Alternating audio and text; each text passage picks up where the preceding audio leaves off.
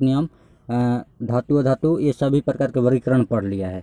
तो चलिए आज स्टार्ट करते हैं। देखिए मोस्टली ने जब अपना पीरियोडिक टेबल बनाया तो इन्होंने अपने नियम इस प्रकार से बनाया कि इसने तत्वों को परमाणु संख्या को बढ़ते हुए क्रम में सजाया और अपना सरणी बनाया। बल्कि इससे पहले लेकिन सभी वैज्ञानिकों ने परमाणु द्रव्यमान को अपना आधार माना था। तो इनका नियम क्या था? देखिए नियम यह था कि तत्वों को भौतिक एवं रासायनिक गुण उनकी परमाणु संख्याओं को आवर्त फलन होता है।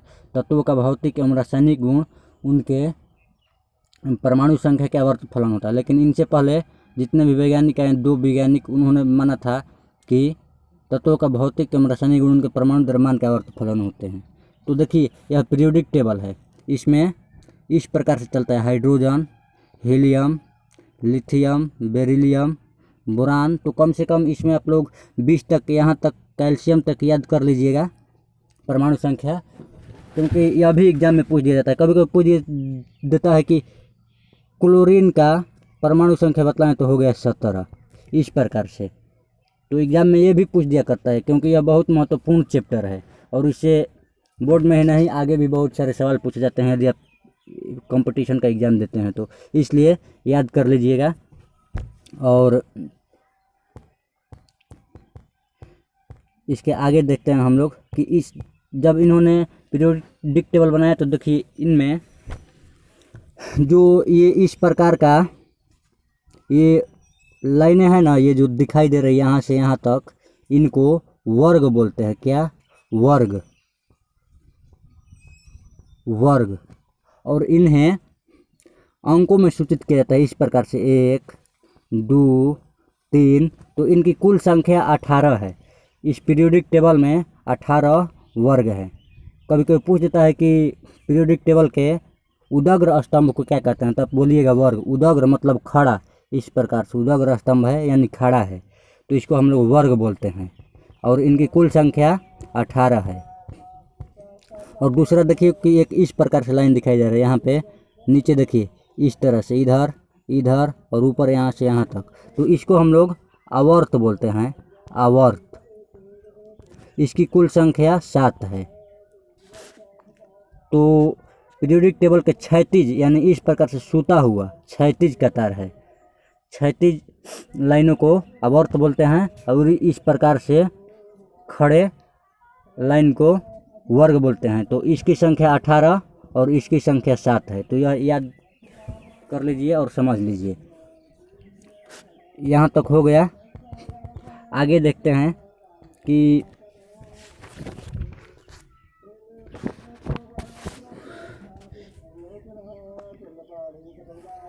और ये जो नीचे 2 अलग दिखाई दे रहा है ना, ये सभी लेंथेनाइड, ऊपर को जो बोलते हैं ये, इसको लेंथेनाइड और इसको एक्टिनाइड बोलते हैं। और इन सभी को देखिए इस पीरियोडिक टेबल को कितने ब्लॉक में बांटा गया है। तो इस 2 को बोलते हैं एस ब्लॉक। S block. और है जो दिखाई दे रहा है ना, है नीचे वो वाला, यहाँ से यहाँ तक, यहाँ से यहाँ तक, तो इसको बोलते हैं, इसको पी ब्लॉक बोलते हैं। पी ब्लॉक, सॉरी, इसको डी ब्लॉक बोलते हैं। D block. और देखिए यहाँ जो दिखाई दे रहा है, यह ऊपरा वाला यानी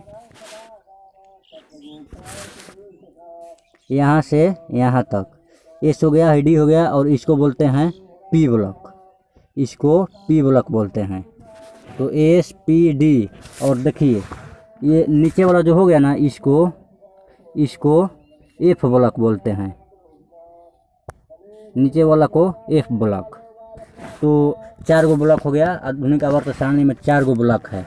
तो एस, ये हो गया एस, देखिए ये एस ब्लॉक, ये पी ब्लॉक और ये डी ब्लॉक, और इसको एफ ब्लॉक बोला जाता है। तो इस प्रकार से 4 गो ब्लॉक हो गया, याद रखिएगा। और देखिए इसमें। और एफ ब्लॉक जो है ना, इसको संक्रमण तत्व भी बोला जाता है, इसको संक्रमण तत्व भी बोलते हैं। संक्रमण तत्व ये है, संक्रमण तत्व।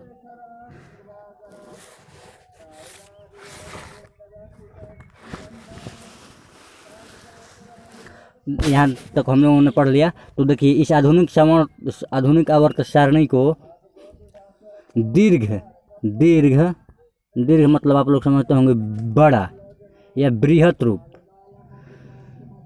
आवर्त सारणी का यह जो मेंडलीफ ने बनाया था ना, उसका यह बृहत रूप, यानी यह आवर्त सारणी का दीर्घ रूप है।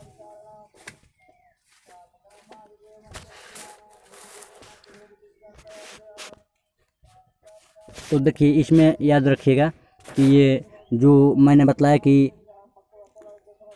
ये सभी, देखिए मिटा रहा हूँ अभी।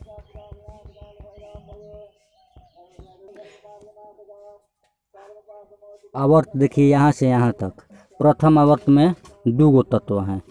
देखिए यहाँ पे दिखाई दे रहा है हाइड्रोजन और हीलियम। दूसरे आवर्त में 8 गो तत्व हैं। दूसरे आवर्त में 8, लिथियम से प्रारंभ होकर नियॉन तक। इसमें हाइड्रोजन से स्टार्ट होता है, इसमें लिथियम से, और तीसरे आवर्त में सोडियम से स्टार्ट होता है, और इसमें भी 8 तत्व हैं। इसमें भी 8 तत्व, 8 तत्व हो गया। यह सोडियम से स्टार्ट होता है, 3 हो गया। अब देखते हैं चौथा, पांचवा और सातवां में। तो चौथा जो हो गया पोटेशियम, के से शुरू होता है, और इसमें 18 तत्व हैं। पांचवा आवर्त हो गया, देखिए ये रुबिडियम, आरबी से शुरू होता है, और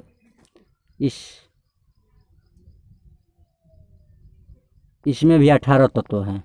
और जेनान तक, यहाँ एक से जेनान बोलते हैं, इसे क्रिप्टन बोलते हैं, इसे आर्गन, ये सभी जो अंत वाला है ना, इसे अक्रिय गैस बोलते हैं।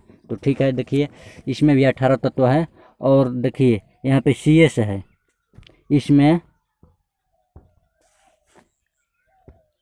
इसमें कितने तत्व हैं? 32 तत्व हैं।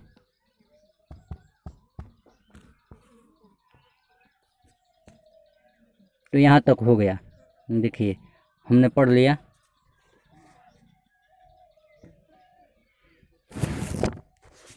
आगे देखते हैं इस ब्लॉक, एक वर्ग P, D और F मेंडलीफ के आवर्त सारणियों को विसंगत। हाँ, तो इसकी विशेषता यह थी कि देखिए इस जो पीरियोडिक टेबल बना ना, तो इसमें कुछ विशेषता यह थी कि जो मेंडलीफ के आवर्त सारणी में जो गलती हुई थी परमाणु द्रव्यमान के चलते आधार लेने से, तो इस परमाणु संख्या का जब आधार बनाया गया ना, मोस्ले ने बनाया, तो इसमें कुछ जो उसमें गलतियां हुई थी वह अपने आप क्या हुआ, दूर हो गया। जैसे पहला, तत्वों का असंगत युग्म। असंगत युग्म में आप लोगों को बताया था कि परमाणु द्रव्यमान वाले अधिक को पहले रख दिया गया था, जैसे कि आर्गन, पोटेशियम, ये सभी, कोबाल्ट, निकेल को एक साथ रखा गया था। तो ये सभी विसंगतियाँ हुई थी।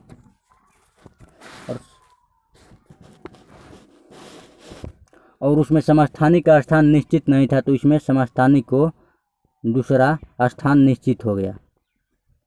इसमें समस्थानिक का भी स्थान निश्चित मिल गया। तो और इनकी विशेषता यह भी थी कि मान लीजिए ये जो वर्ग है ना, इन सभी में एक ही प्रकार के तत्व पाए जाते हैं। जैसे देखिए प्रथम तत्व हो गया, प्रथम वर्ग, ये हाइड्रोजन, लिथियम, इन सभी का गुण समान होता है। क्योंकि यदि इलेक्ट्रॉनिक विन्यास निकालिएगा ना, तो हाइड्रोजन में तो देखिए इसका परमाणु संख्या 1 होता है, हाइड्रोजन का परमाणु संख्या 1 होता है, ये तो स्वयं 1 इलेक्ट्रॉन है। लेकिन लिथियम का देखिएगा इलेक्ट्रॉनिक विन्यास तो 2, 1, उसी प्रकार से यदि सोडियम का देखिएगा तो 2 8 1, इनके अंतिम कक्षा में 1 इलेक्ट्रॉन हो रहे हैं, जिसके कारण इनका गुण मिल जाता है। तो इनकी यह विशेषता थी कि किसी वर्ग के एक तत्व के बारे में यदि हम लोग पढ़ लेंगे ना, तो उस वर्ग के सभी तत्वों के बारे में जान सकते हैं कि उनका गुण और कैसा है। तो इस प्रकार से यह सभी था। तो आगे और हम लोग पढ़ेंगे। और देखिए